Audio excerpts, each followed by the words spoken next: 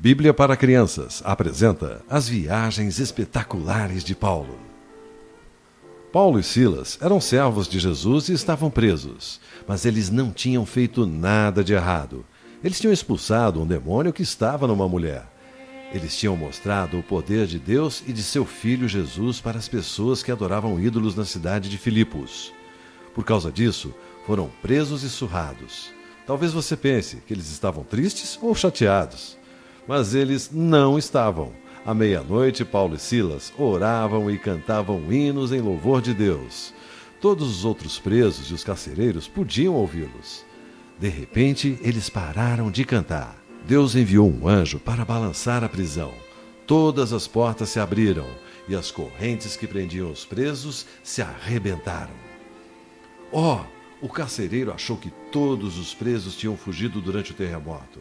Ainda que só um tivesse fugido, o carcereiro seria punido com a morte. Com tristeza, o carcereiro pegou a sua espada. Ele podia se matar e acabar com tudo logo. Mas Paulo gritou: "Não faça isso, todos nós estamos aqui." Quando o carcereiro viu que era verdade, perguntou a Paulo e Silas: "Senhores, o que devo fazer para ser salvo?"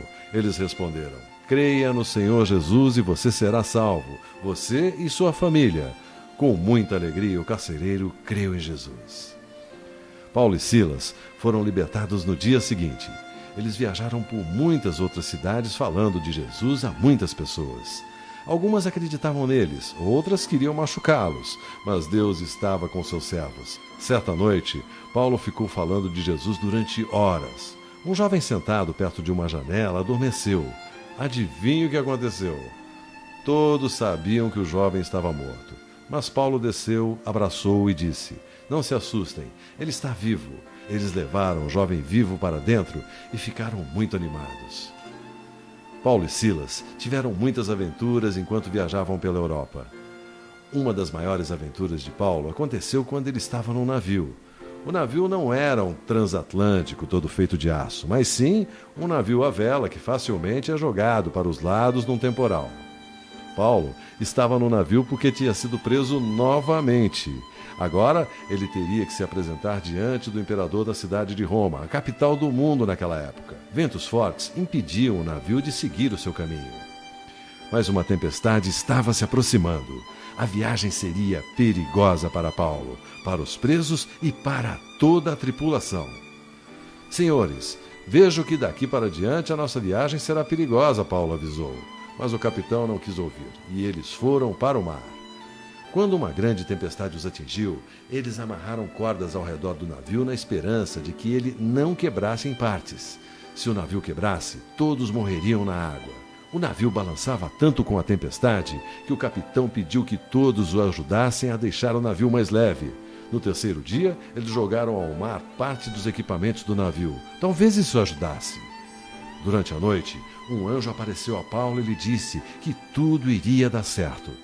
Paulo encorajou os outros dizendo: "Homens, tenham coragem, eu confio em Deus e estou certo de que Ele vai fazer o que me disse. Porém, vamos ser arrastados para alguma ilha." Alguns dias depois, o navio foi arrastado para a ilha de Malta. O navio bateu num banco de areia e algumas partes se quebraram. O capitão ordenou que os que soubessem nadar pulassem na frente e nadassem até a praia. Os outros também se salvaram, uns se segurando em tábuas e outros em pedaços do navio. Em Malta, Deus mostrou o seu poder. Enquanto eles juntavam madeira para fazer fogo, uma cobra picou a mão de Paulo. As pessoas pensaram que ele iria morrer, mas a picada da cobra não lhe fez mal. Então, as pessoas pensaram que Paulo era um deus. Muitas pessoas doentes vinham até ele e Deus as curava, depois que Paulo orava por elas. Finalmente, Paulo chegou a Roma.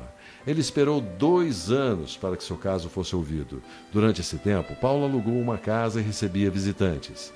Você sabe o que o Paulo falava aos seus visitantes? Ele falava sobre o reino de Deus, sobre Jesus Cristo.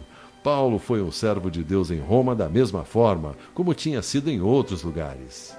Paulo escreveu de Roma: "Combati o bom combate, completei a carreira, guardei a fé." A Bíblia não nos conta como a vida de Paulo terminou, mas outros escritos dizem que ele foi decapitado em Roma por ordem do imperador Nero.